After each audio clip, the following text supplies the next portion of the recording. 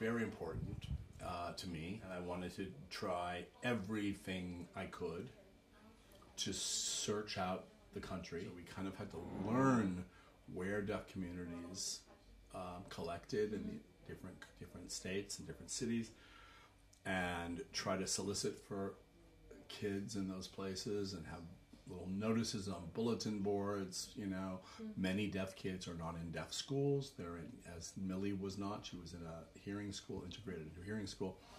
So it took really infiltrating.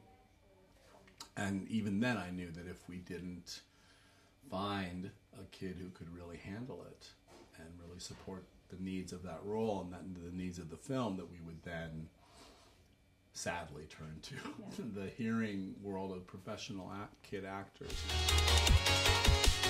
So when I saw her first audition tape, I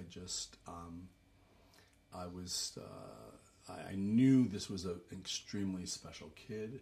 I already had a preference for her. She was just extremely moving. From a production standpoint, it was incredibly challenging because it wasn't just setting up two very different time periods. Because of the union rules of how many hours you can work with kids a day, kids being the centerpiece of the two stories, it meant that we had to shoot some of the 70s and some of the 20s every day. I did. I thought of her early on when I read the script, and I thought, now in the script, it wasn't scripted that the same actor would play the mother, Lillian Mayhew, and Rose, the adult Rose. So that was more the product of her age, Julie's age. I just thought, oh, she really is kind of in between these two characters' ages to a degree that I thought we could fashion the film around that idea. So that made it a really colorful and even greater challenge.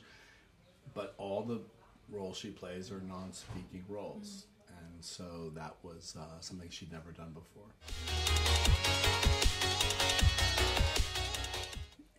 No, it's not. I mean, a lot of journalists say, Carol should have gotten a nomination for Best Picture. And I'm like, yeah, I agree, it should have. The harder part is to, because distributors, especially in the United States, use the Oscar momentum as a tool for bringing attention to the films they're releasing.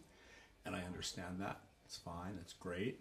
And it's a certain kind of value system that we can't give up. We are all sort of hooked into it.